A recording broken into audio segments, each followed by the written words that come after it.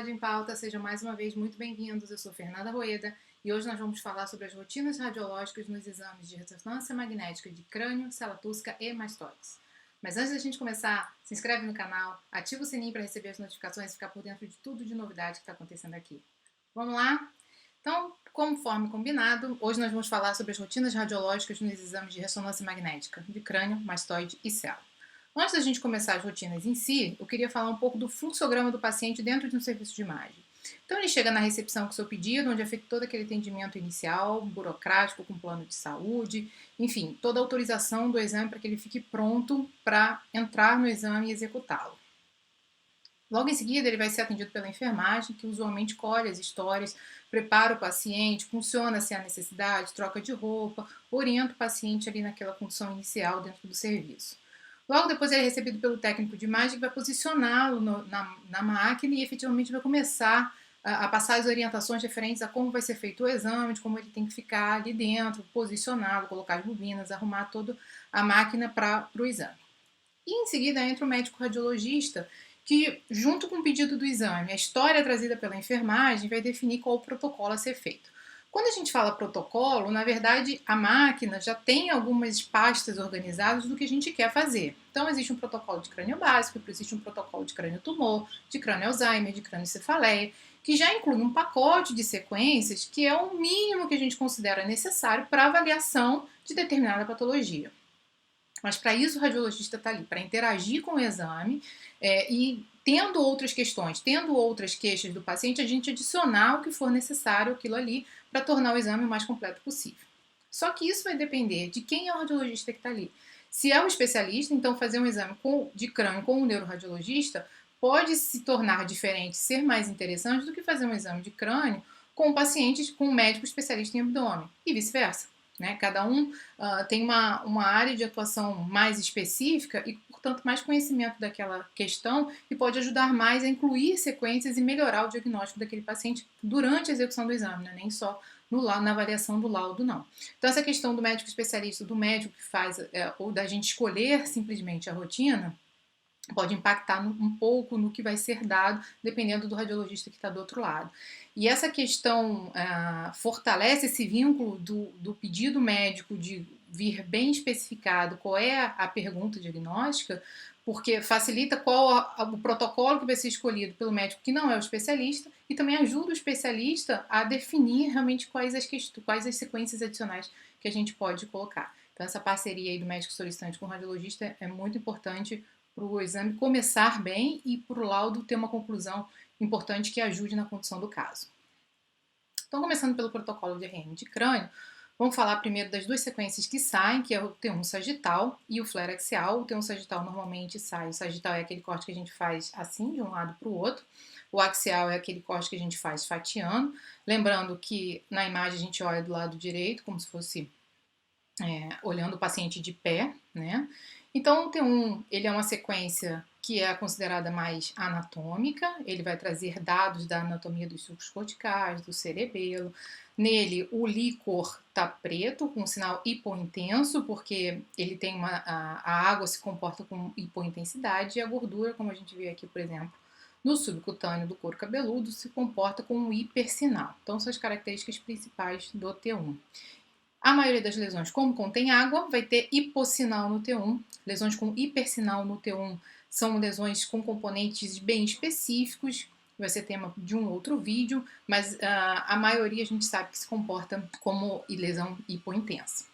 E o flare, que é uma sequência pesada em T2, só que ela é um T2 diferente, porque a gente dá um pulso de radiofrequência extra e apaga o sinal do líquor, então a gente torna a sequência toda mais sensível à água, porque o T2 tem uma sensibilidade alta à água, a água brilha, só que o líquor não brilha porque a gente apagou o sinal dele, a gente falou para a máquina apagar o sinal. Então, ele fica com esse sinal mais baixo, mas tudo que brilha fica mais fácil da gente ver, e por isso é uma questão que é comum a gente falar que o flare tem uma maior sensibilidade de identificação de lesões, exatamente por conta de você valorizar, fazer uma sequência que valoriza o sinal da água que está nas lesões, mas que apaga o conteúdo intracerebral de água mais significativo, que é o líquor.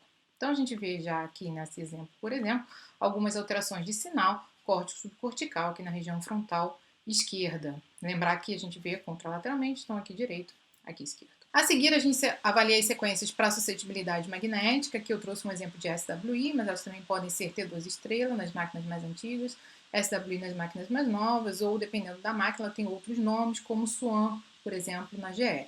O SWI era um nome que veio de uma sequência da Siemens, e o objetivo é ver se existe alguma área de hipointensidade de sinal. Por que hipointensidade? Porque vai sugerir depósito de ferritina ou hemosterina ou calcificação. Então, são substâncias que vão levar à alteração focal do campo magnético e, consequentemente, gerar uma alteração de sinal que é caracteristicamente hipointensa. Então, a gente olha aqui naquela região que tem uma alteração de sinal, no flare a gente vê uma hipointensidade no SWI. A gente pode sugerir, dependendo do que foi feito, uma depósito de ferritina barra hemosterina por sangramento prévio. Normalmente é desse jeito que vem no laudo. O SWI a gente vai fazer para avaliar as alterações de hipossinal, podem estar relacionadas à indicação do exame, que a gente ainda não sabe qual é. Então, para concluir o exame, a gente faz o T1 pós-contraste. Então, tem o T1 axial, usualmente 30 cortes, procurando captações, e dependendo da indicação, a gente pode também fazer um T1 3D, que aí vai dar cerca de 200 imagens e você tem capacidade de reformatar nos planos sagital, coronal ou axial. Aqui está uma reformatação coronal, mostrando, né, a captação aqui nos seios durais, nas veias corticais, e que não existe nenhuma captação anômala inesperada no parênquima cerebral. O que a gente vê, na verdade, olhando pelo T1 coronal, é um buraco ali naquela região, ocupado por líquor sem realce periférico pelo meio de contraste. Então, na verdade, isso é uma área de encefalomalácia, ou seja, ela é córtico subcortical, tem hipersinal no T2 e flare, ela tem um sinal semelhante ao do líquor, sem captação, sem restrição de fusão, com depósito de ferritina e hemosterina. Quando a gente olha melhor nas sequências axiais, a gente vê que teve uma manipulação da calota cirúrgica aqui nessa região, então isso é um exame de pós-operatório, possivelmente um tumor ali, e a gente tem que buscar por tumor residual. Quando a gente olha o exame pré-operatório, a gente vê que existia uma grande formação expansiva junto ao assoalho frontal esquerdo, que foi plenamente retirado, era um meningioma, uma lesão bem volumosa, que causava um grande efeito de massa. Reparem aqui a redução da amplitude dos sulcos, essa área hipointensa em T1, que é relacionada ao edema perilesional, como ela desviava a linha média e comprimia o ventrículo. Então, um exame desse pré-operatório aqui, muitas vezes a gente não tem o exame pré para ter uma noção da extensão da lesão, mas a gente faz um exame pós, incluindo a administração de contraste, todas as sequências para tentar trazer o maior dado possível se existe lesão residual ou não ali.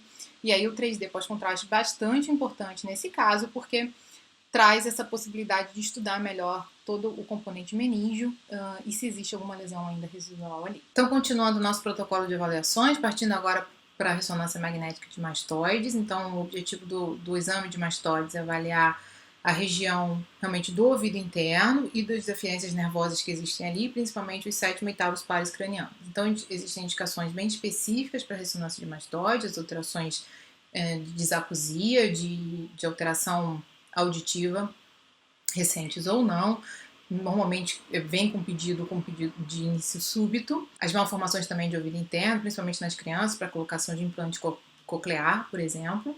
Os tumores daquela região ali, dos 7º e 8º pares cranianos, os schwannomas, e as causas de paralisia facial. Muitas vezes o pedido vem em ressonância magnética de crânio para avaliação de paralisia facial. E o protocolo de crânio, como a gente viu, são feitos cortes grossos, não vão pegar bem o nervo facial, não vão pegar bem um realce pontual ali, então o ideal é que seja feito um protocolo de mastoide. Essas seriam as principais indicações dentro do grupo como um todo. E por que o protocolo de mastoide? Porque, na verdade, a gente faz cortes direcionados para aquela região. Então, a gente vai fazer um T1 fino, o objetivo é pegar aquela região da mastoide, do ouvido interno e dessa região cisternal, por onde trafegam todos esses vasos.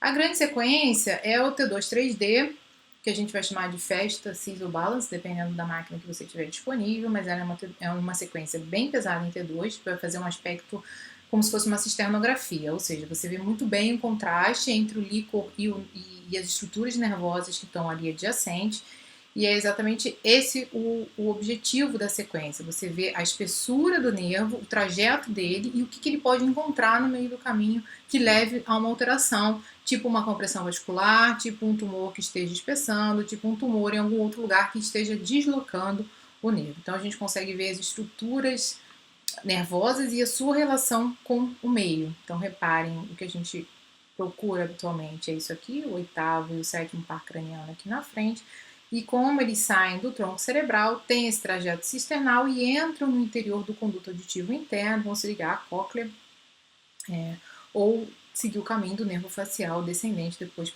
por dentro da parótida. De um lado e de outro, então a gente vê aqui do outro lado e a gente vê a relação, se existe alguma alça vascular comprimindo, se existe um tumor aqui espessando o nervo, como o chivanoma, se existe um meningioma, por exemplo, que cresce aqui na cisterna do ângulo ponto cerebelar e comprime ou desloca esses nervos de alguma forma, podendo levar a algum tipo de clínica. Outras estruturas que a gente vai ver são as estruturas do labirinto membranoso, como a gente chama, então o vestíbulo e os canais semicirculares e a cóclea.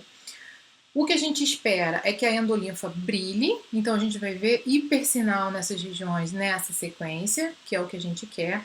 A perda de sinal significa pra gente perda de perviedade, dessa forma que a gente fala, e a perda da perviedade sugere a complementação com uma tomografia.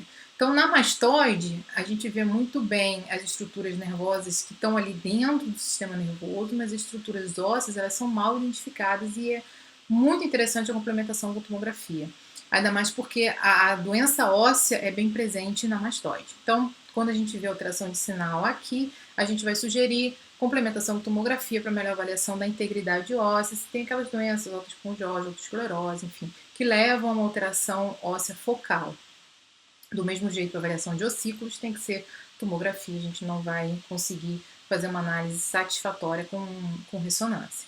Então a gente vê ali o trajeto dos canais semicirculares, eles vão brilhar, a gente vê chegando no vestíbulo, né, a gente vê aqui o giro basal da cóclea e todo o espirolado da cóclea. Então o laudo sai da seguinte forma, que tem um sinal hiperintenso, sugerindo perviedade. As pequenas descências de canal podem também levar a uma alteração de perviedade, mas isso tudo tem que ser complementado com tomografia. E a gente vê aqui as células da mastoide, que elas têm que ser pretas mesmo, sinal baixo porque tem ar. Quando tem líquido, a gente fala que tem velamento de células de mastoide ou ocupação da célula do mastoide por sinal hiperintenso. E isso vai sugerir que pode ser um processo inflamatório, infeccioso, a gente não consegue muito diferenciar, mas pode estar relacionado, por exemplo, a uma perda auditiva, a uma sensação de tamponamento auditivo, que muitas vezes é um pedido comum dos exames relacionados à mastoide. E no T1, a gente, na verdade, faz um pré-contraste só para ver que o sinal ele é todo semelhante ao do parênquima, né?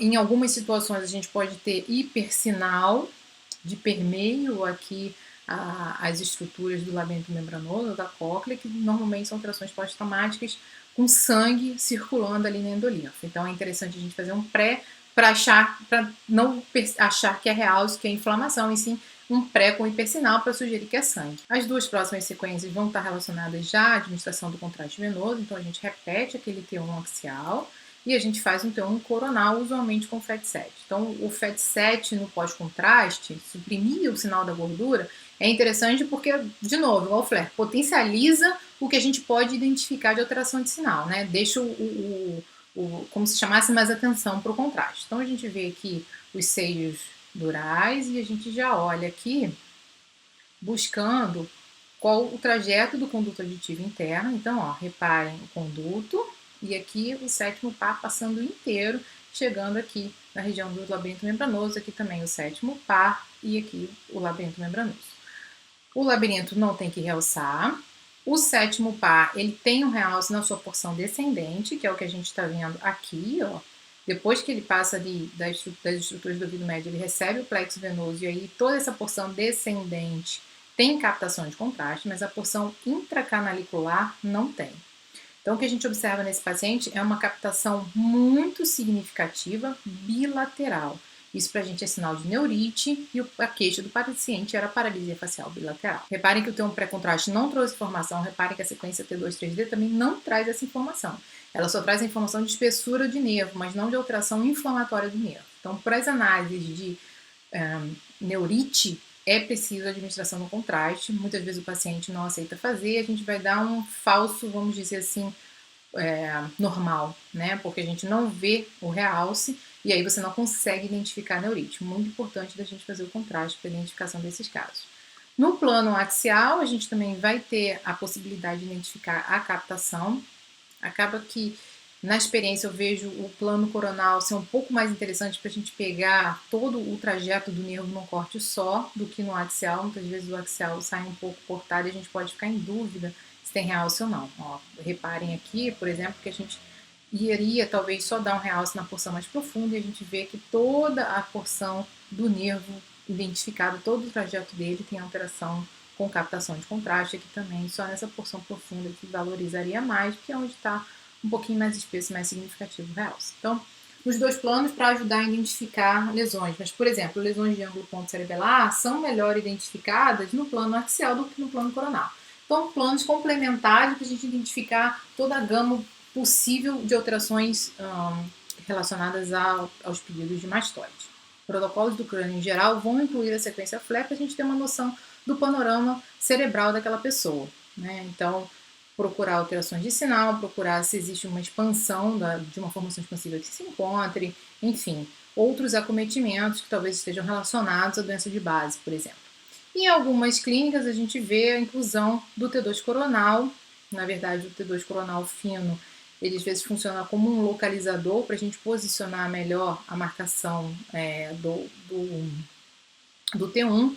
Reparem que isso aqui fica muito parecido com o corte T1 pós-contraste que a gente fez e ajuda a localização do nervo para você angular de forma correta aqui o plano axial e você não ter o nervo fragmentado, né? Você consegue cortar num eixo único e aí você, na hora do pós-contraste, por exemplo, fica muito mais fácil você ver o nervo no maior eixo do que você ver o nervo assim cortadinho, laminado.